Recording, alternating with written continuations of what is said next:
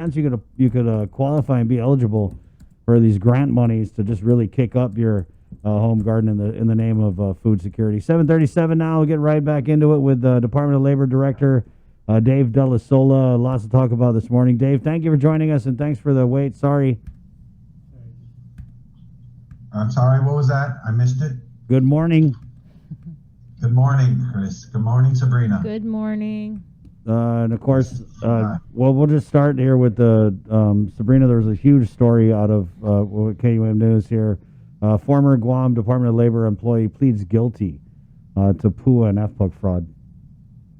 Yeah, and I spoke with you over the phone yesterday, but not everybody got to hear that conversation that we had, and I think I really just wanted to highlight the fact that yes, there was a GDOL employee, he's no longer employed there, that entered this plea agreement, but just so people understand that this was something that was initiated by GDOL and your staff. Correct? Thank you for pointing that out. That's and one other small thing that I wanted to make sure is clear is that he wasn't a permanent full-time employee. Okay. He was a temporary PUA employee that worked at 311. Huge difference. Right. I know in the court case they say he's a full-time, so he is a full-time, and they just didn't kind of qualify it a little bit more as saying a temporary PUA hire. And you've always heard me talk about 311 and how hard it is to get them trained and get them vetted and ensure that these guys are privy to huge amounts of private information, and they have to understand the system well enough to go in and work it and fix claims. And the one thing about our system is every keystroke, wherever you go, whatever you do in that system is recorded. So it doesn't matter where, what, or when you do. As soon as you get on that system, they know who you are and what you're doing. So that helped us. So yes, it's unfortunate, but this isn't the first or the last of fraud or theft that we brought forward. And as I've mentioned to you guys before, this is always an ongoing effort. And I just want to thank the FBI. They were on top of this. They helped us. We gave them what we had, and they took it running. And they came through with a very quick time. If you noticed, typically the wheels of justice do not run that quickly. Right. And we asked them to move this quickly because we wanted the island to know that we were serious about fraud and theft.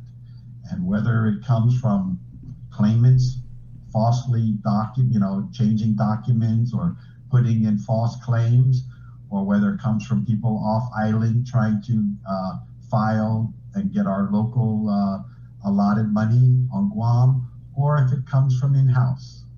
We will do our due diligence, and we do our own policing, and when we find something, we move it forward to the feds, to the right authorities, and we have a great working relationship with them.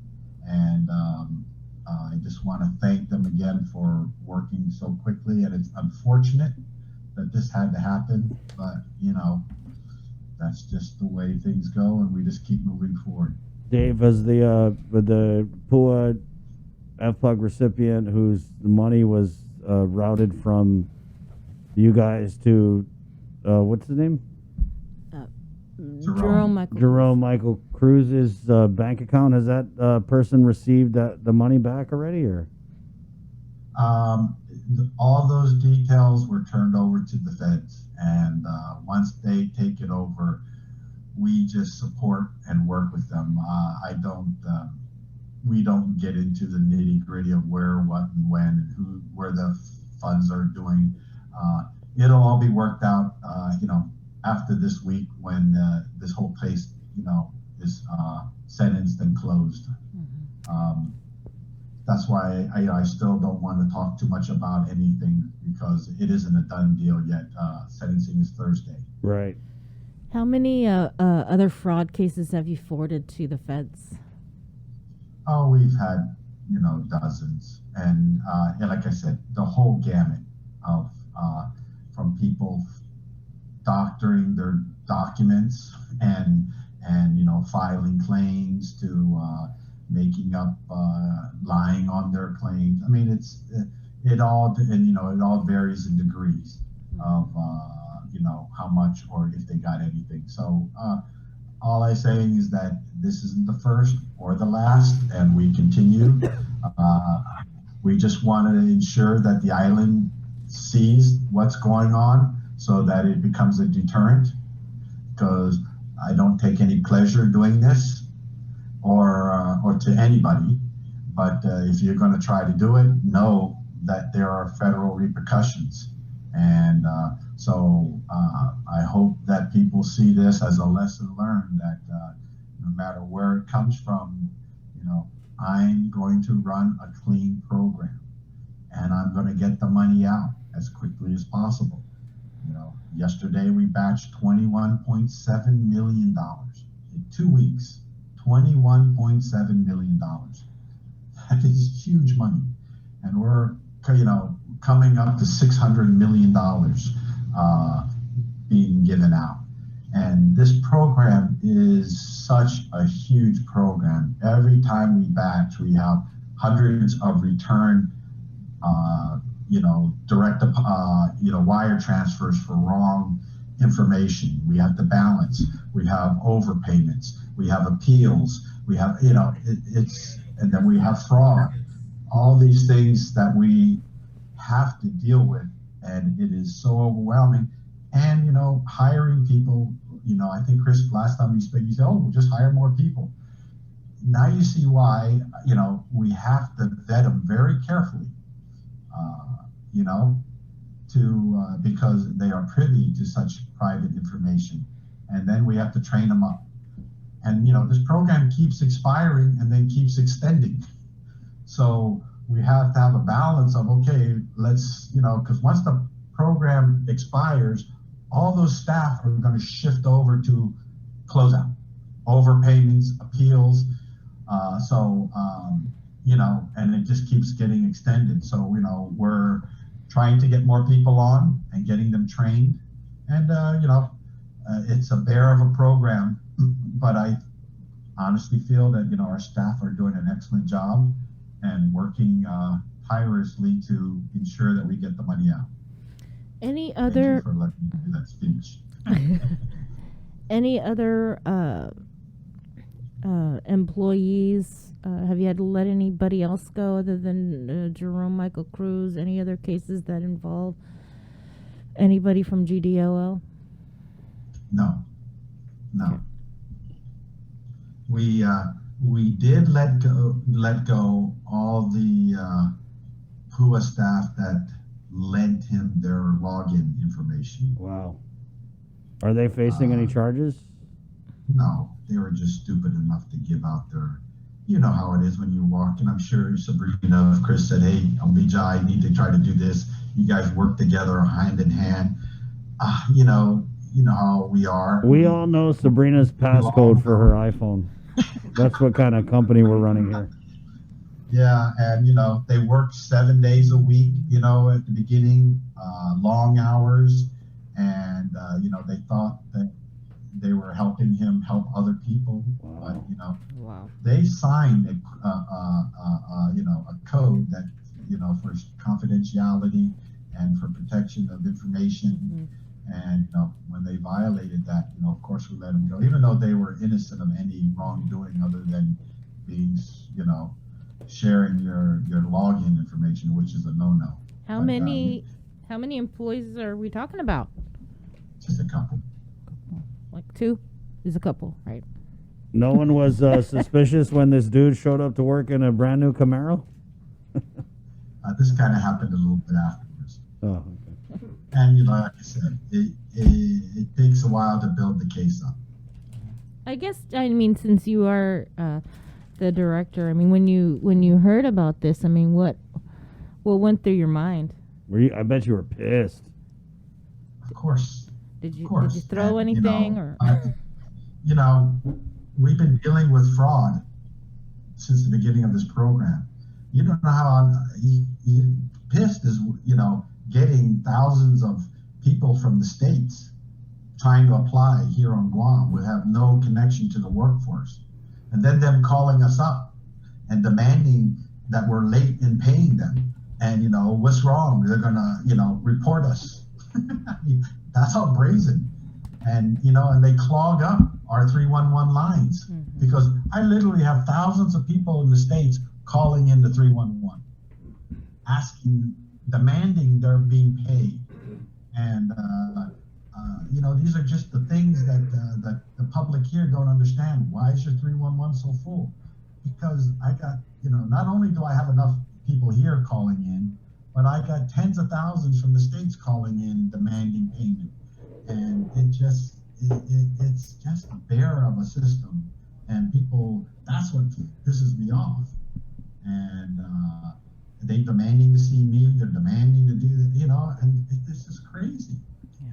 Dave, just what we have to do on a daily basis. I was talking with a friend of mine last night, a small business owner, really small, like mom and pop store. And he was telling me, and I'm going to tie this in with the job search requirement, but he was telling me that people are having a hard time hiring folks because people who are unemployed are on the PUA and the FPUC, and they actually would make less money if they went to work a, quote unquote real job, right? And so what we're seeing here, at least anecdotally with this friend of mine, but I mean, he's saying that that's what everyone's talking about, is they're having a hard time hiring a lot of entry level positions, right? Which hampers our ability to reopen. So at what point do we, now that God, I feel like it's Peep Core 4 already. At what point are we going to require some of these people on the PUA and the FPUC to go out there and be looking for jobs?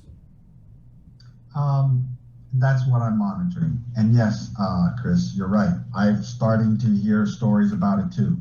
And again, as you know, that we, and of course I just got so much information, but the employers can report these people that they are trying to get back and they refuse to come back. And we will turn them off. It's as simple as that after we vet them out. So there is an email address.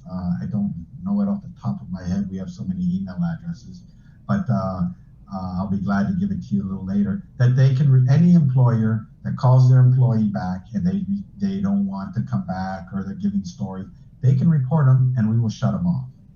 But in answer to your question, I am aware. I am monitoring. I speak to the different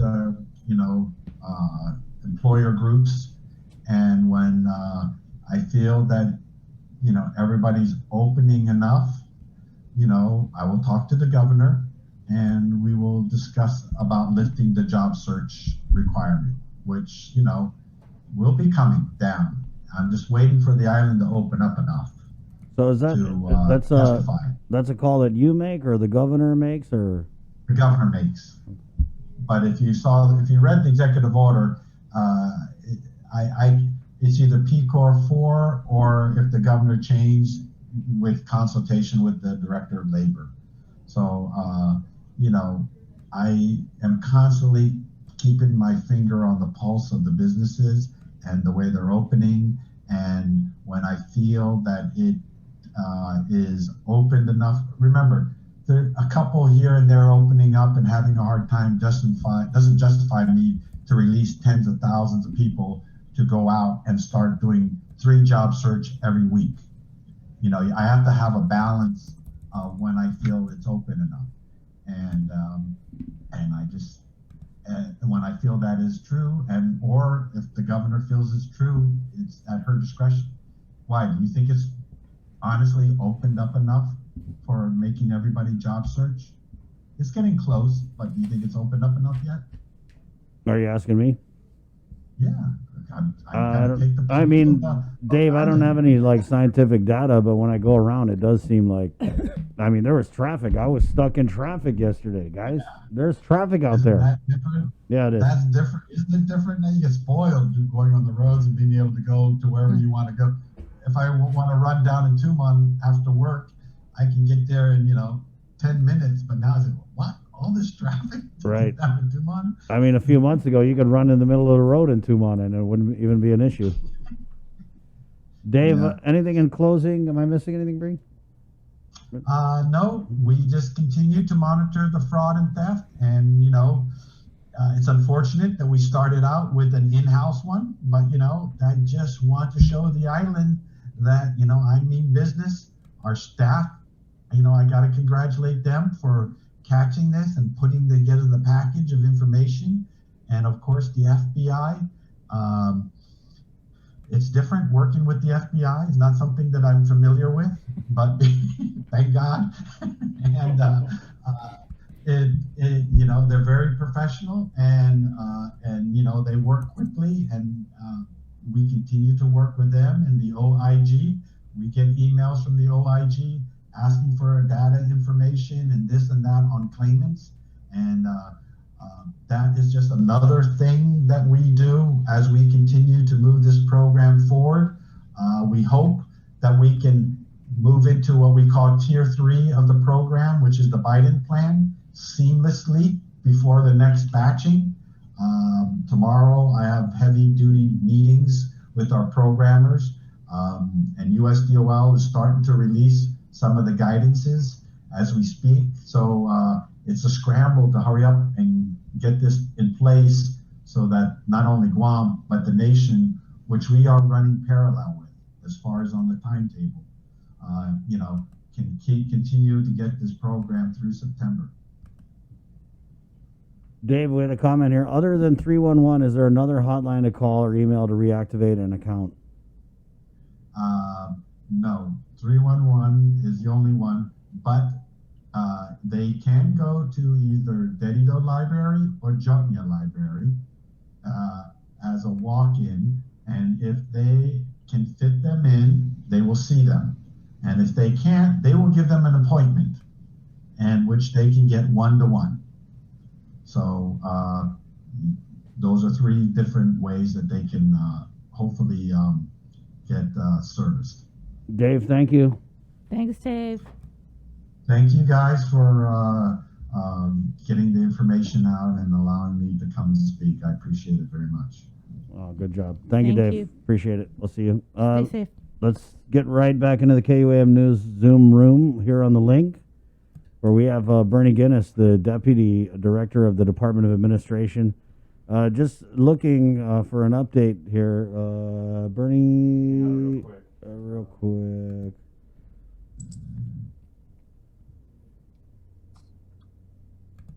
Hi, Bernie. Are you there? Hi, good morning, yeah. Sabrina. Good morning. We can't see you, though. Bernie would. I know I'm waiting for Jason to let me in. I